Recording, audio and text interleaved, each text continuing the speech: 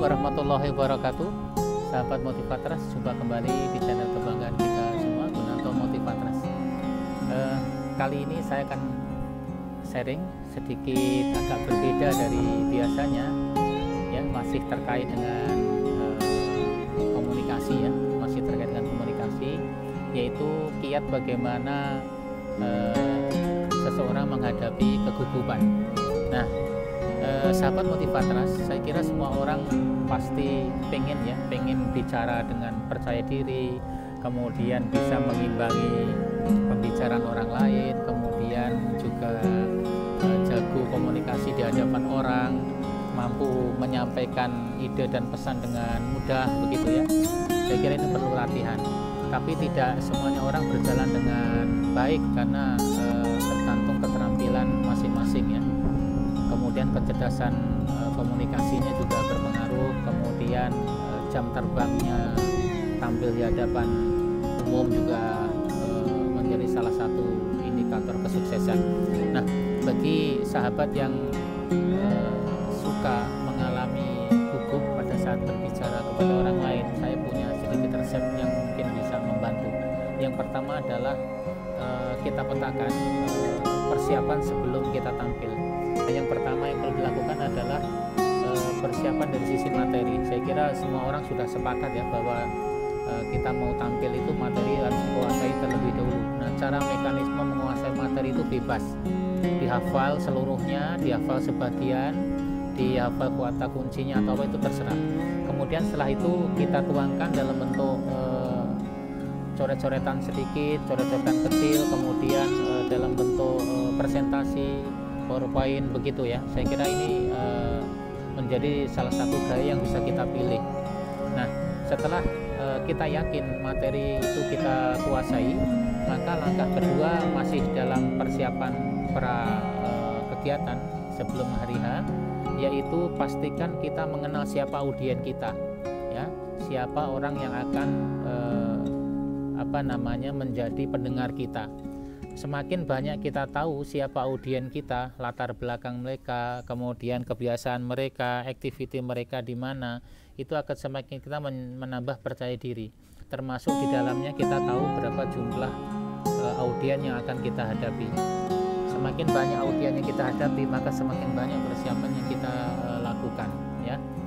Kemudian berikutnya, setelah kita tahu siapa audien kita, maka kita juga tahu lokasi tempat kita berbicara itu di mana, di outdoor, di dalam gedung indoor, atau semi. Kemudian juga kita harus tahu kekuatan sound system pada saat hari H itu seperti apa. Maka harus kita pastikan kalau ada panitianya, kita harus ketemu dengan panitianya dulu. Kalau perlu kita juga ada waktu kita survei terlebih dahulu, gitu ya, survei tempat yang akan kita pakai untuk pidato, kita pakai untuk seminar, untuk workshop, pelatihan. Pada hari H itu bisa kita rekam dulu H-1. Semakin kita menguasai hal-hal, informasi-informasi sedetail mungkin sebelum kita tampil, sebelum hari H, itu akan semakin baik buat kita.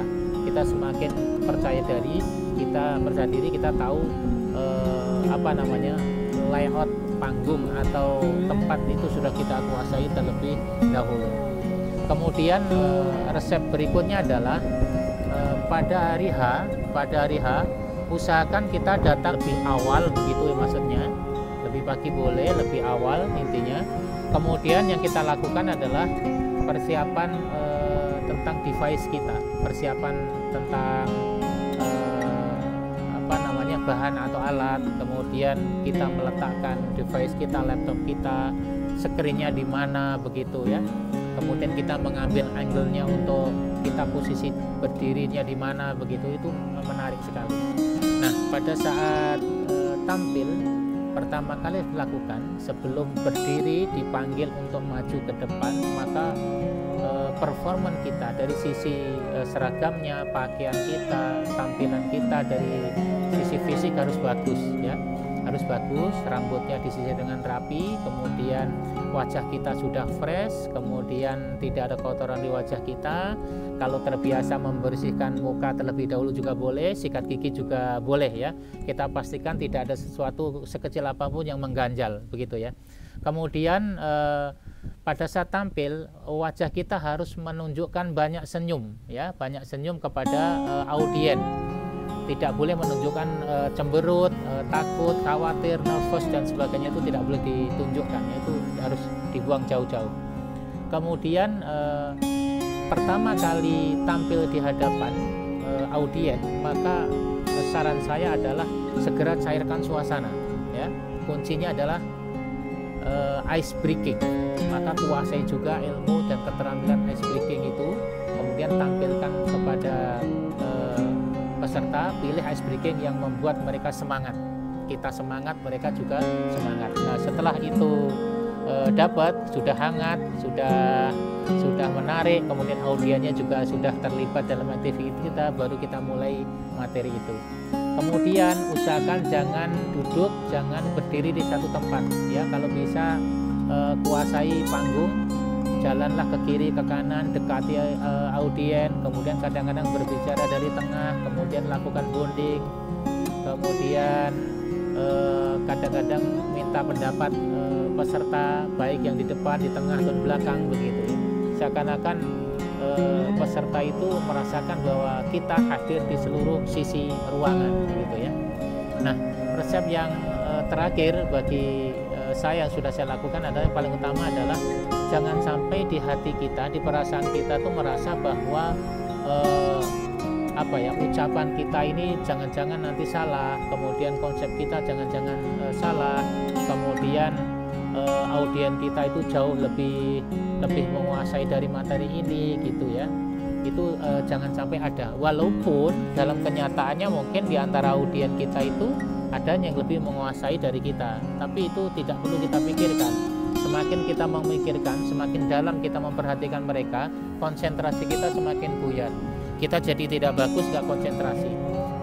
Nah, ciri-ciri nggak konsentrasi itu kata-kata kita tidak bagus, tidak mengalir dengan baik, kemudian kita gugup,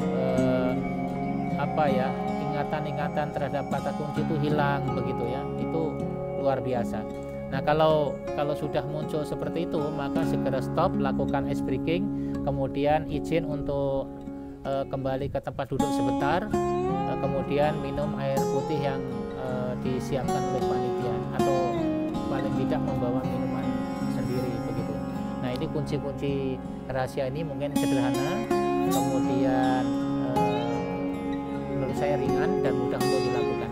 Selamat mencoba resep dari saya dan terbukti berhasil, sudah saya lakukan, saya buktikan bertahun-tahun, dan resep yang saya sampaikan tadi sangat manjur, sahabatnya, sangat top lah pokoknya. Itu kunci sukses pada saat saya bicara di hadapan orang, sehingga alhamdulillah diksinya, kalimatnya mengalir dengan baik dan bisa diterima oleh audien. Selamat mencoba. Kita ketemu lagi di lain kesempatan di tutorial atau video yang lain. Salam sukses, salam motivator. Assalamualaikum warahmatullahi wabarakatuh.